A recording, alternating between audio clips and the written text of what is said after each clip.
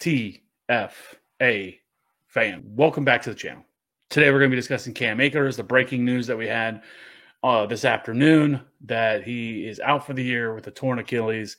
Could be a death knell for his career. We'll talk about that and more. Strap in, buckle down, roll the intro.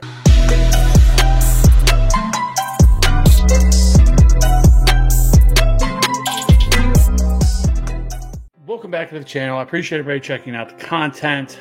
Be sure to hit that like and subscribe button for future content. I really appreciate it. It really helps us grow. Let's just jump into it. So, Cam Akers. Sad day. You know, normally I am much more high energy. Try to bring the energy to the channel. But this one's a little bit more difficult. You know, Cam Akers tore his Achilles, which for a running back, as we know, we've never seen a running back ever come back from an Achilles injury. We don't have too many examples of this. This doesn't happen very often with running backs, and especially running backs with, you know, I think at his kind of upside and ceiling, you know, especially a young running back like he is. The only example that really has really been kind of brought to light was Mikel Leshoure back in 2012, and as we know, he never played another game. And his rookie year, I think he had over 800 rushing yards, but you know, it was a second-round pick.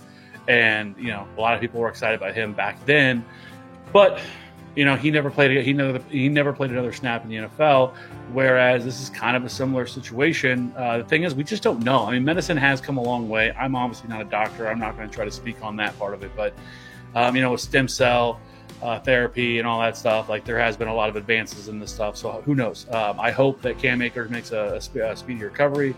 He is somebody that I think a lot of us, especially here at TFA, have, you know, really been hyping. You know, we've dropped 2 videos. I've already done the player profile on Cam Akers. We actually just dropped a video today with our 10 must-draft running backs. That is down to 9 because we had Cam Akers on that list.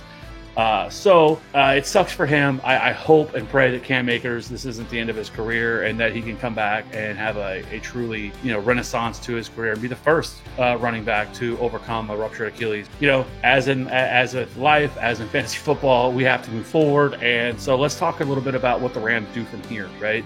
There's already been some reports out there by Peter Schrager from Fox Sports who said that right now the Rams' plan is to move forward with the players that are on their team. They have no interest right now of bringing in a veteran or trading for anybody.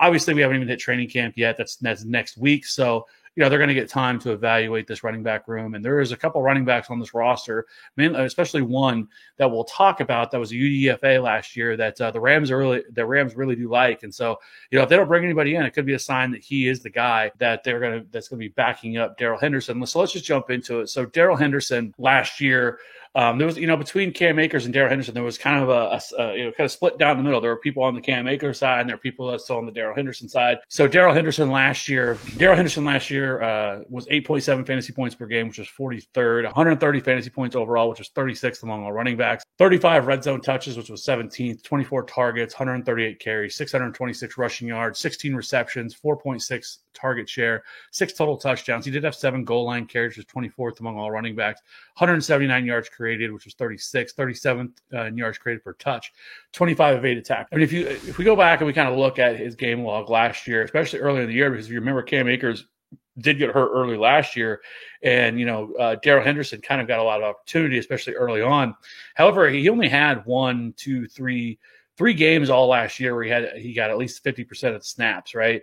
But if you look, 3 of the first 5 weeks that he played, he was put up RB1 numbers. He put up 20.1 against Philly, 19 against Buffalo, and then 21.8 against Washington. But he didn't really do anything else the rest of the year outside of week 13, where he had 15.4 fantasy points. Other than that, he was pretty much quiet the rest of the season. He was splitting time for a lot of the year with Cam Akers and Malcolm Brown. Now, Malcolm Brown is gone. He is no longer on this roster. So Darrell Henderson right now is going to get the early opportunity to be the absolute lead back in this backfield and probably be the guy that, you know, that we thought that Cam Akers was going to be, right? I mean, 37.9% of the opportunity share last year for Darrell Henderson. I mean, you have to expect if they don't bring anybody else in, they don't do something crazy and like bring in some big name running back. You know, some names that have been floated out there like a Melvin Gordon or something like that really is really going to eat into his opportunity. Darrell Henderson likely gets 60% of the opportunities. And as we know in fantasy football, opportunity is absolutely king in fantasy football. So for me right now, where I view Darrell Henderson, I have sadly removed Cam Akers from my rankings, and I have moved Darrell Henderson to RB21 in my rankings as of right now. Put him ahead of guys. I currently have Darrell Henderson at RB20 in my rankings currently. I'm going to have to wait and see kind of how things shake out here in this backfield. Kind of wait a little bit to see really where I'm going to really stick him. But right now, I feel pretty good about that. I can't put him right now ahead of guys like DeAndre Swift and J.K. Dobbins and David Montgomery and Miles Sanders. Chris Carson, I would take those guys over Darrell Henderson right now because, listen, Darrell Henderson is certainly going to get the opportunity, and there's no doubt, and that's why I have him where I have him. But he did not look great last year whatsoever.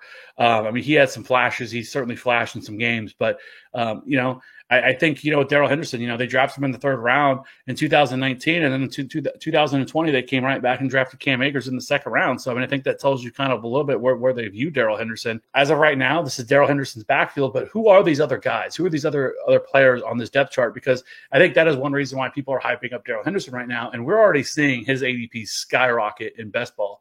I think last I saw, he was going right around the 61st pick already. And I think he's probably going to end up going in like the late third, early fourth round. And, that's a little risky because, there is some other running backs on this roster, and we will talk about them right now. The guy that I was mentioning earlier, his name is Xavier Jones. He's 5'11", 208. Was an undrafted free agent last year, was not invited to the combine or pro day, so we don't really have any of his measurables or anything like that to go off of. He played at SMU, but he was very, very productive while he was there. 3,400 career rushing yards, 45 rushing touchdowns, 72 receptions for 488 receiving yards and 3 touchdowns. So that is obviously a big plus too. Somebody that is more than capable of being a pass catcher out of the backfield as well. His senior season, he really blew up. 244 carries, 1,200 rushing yards, 23 touchdowns, 20 receptions, 90 yards, and 2 touchdowns. As of right now, like I said, the word out of LA is the Rams are planning not to add another running back, due in large part because their belief in Xavier Jones and how impressed they were with him last training camp. He really showed out last year. There was a lot of positive reports about him. He just didn't really have anywhere to go because of, Malcolm Brown, Cam Akers, and Darrell Henderson all on the roster. He just was never going to get any opportunities. But now the opportunity is right before him. He could end up being the number 2 running back behind Darrell Henderson. Jones isn't, if I went back and watched some of his tape, I'm not a big tape watcher guy, but I did want to go and kind of check this guy out, see what I could find out about him. He's not like some athletic monster or anything like that. However, he showed really good bursts from when I watched him. He can stop on a dime. Very productive player in college, albeit at SMU, but he has the ability to be a solid pass catcher. And I think he could play the Malcolm Brown role in 2021. I think he can be a weapon for this team. Now, again, he's an undrafted free agent. So, we don't want to get too excited here about him, but I think he is certainly a name you should be keeping an eye on. There's a couple other running backs that have been floated around. Jake Funk, great name, 7th round pick of this past year, played in Maryland, 5'10", 203, did test this year at his pro day, 4'5", 440, 82nd percentile burst score, 97th percentile agility, which is something you really want to see. However, he just didn't really have any production in college. Best season came this past year in 5 games, 60 attempts, 516 rushing yards, 4 touchdowns, 10 receptions, 68 yards. Just not much.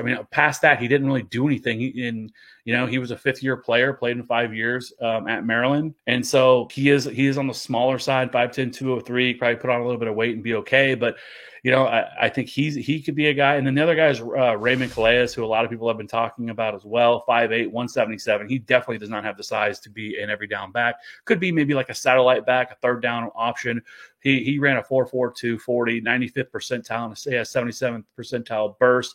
At Louisiana Lafayette, he had 117 carries, 866 rushing yards, 7 touchdowns, 10 receptions, 67 yards in his senior season. He's definitely undersized, explosive athlete. But like I said, I think he's better suited if he was going to get any opportunity as more of a 3-down back. But we also have to remember they have Tutu Atwell there as well. Really overall, this is what I'm going to say about the whole situation. One, it sucks for Cam Akers. It really sad to see it. But as of this year, nothing really changes with this offense, right? This offense is something that we really, really love. Like, I still love this offense, and I think actually this could be better things for this offense, for the passing offense here with Matt Stafford and Robert Woods and Cooper Kupp and Tyler Higbee, lean more on the pass and lean less on the run now with not having Cam Akers. Because listen, Darrell Henderson is not Cam Akers, all right? Not that Cam Akers is like a Saquon Barkley or type of talent, right? but he is a very, very, very good running back. And Darrell Henderson is not as good as Cam Akers. But like we've always said, volume is absolutely king in an explosive offense. Is all that checks all those boxes. So all those things are still true with a top 10 run blocking offensive line in front of him. So, all those things are still there for Darrell Henderson. And I think that's why if you could get him in the 4th round, I'm okay with that. I may, you may end up moving up a little bit further if things truly hold the same, because he could end up getting 70% of the opportunities in this backfield. And that's just something you just can't pass up. But there are certainly running backs that I would much rather have than him, just on a talent basis wise. So, don't go crazy on Darrell Henderson. Don't go out of your way to try to add him to your team. Take him whenever, if he makes sense. But if somebody's going to overpay for Darrell Henderson, let them do that, because like I said, he's never been somebody that has been ultra efficient or somebody that has really popped in terms of a player. And like I said, this is his 3rd season. This is not like he's a rookie or anything like that. So Darrell Henderson's had opportunities. He's done nothing with them. So like I said, keep an eye on Xavier Jones and kind of watch out some of these other guys. This is going to be one of those training camp situations that we're going to have a really, really close eye on, because one of these running backs, especially somebody like Xavier Jones with his size, 5'11", 210, could absolutely be a thing this year, and could be kind of one of those league winning type guys. Now, it's also possible they could go out and add somebody. You have the old grizzled vets, the guys who should have retired a long time ago, like Adrian Peterson and Frank Gore. So there's some other guys out there like satellite backs like Chris Thompson and Dion Lewis, Duke Johnson. All of those guys are out there as well, and there's still an opportunity they could trade. Maybe they trade for somebody like a Keyshawn Vaughn, who was a rookie last year who did nothing in Tampa Bay, and see if they can do anything with him. Or maybe they trade for Melvin Gordon. This is a win now team in LA, so it's gonna be interesting how anything pulls out. That's kind of my thoughts on it. I appreciate everybody checking out the video. I will see you on the next one. Pour one out for Cam Akers. Sad day. Tonight we'll be going live. We'll be talking about more of this training camp battles as we get closer to training camp, and a little Cam Akers recovery time I think we all need. Pour one out for Cam Akers, like I said. Absolutely love this dude. Hopefully he makes it back. Hopefully this isn't the end of his career. I'll catch you on the next one. Peace.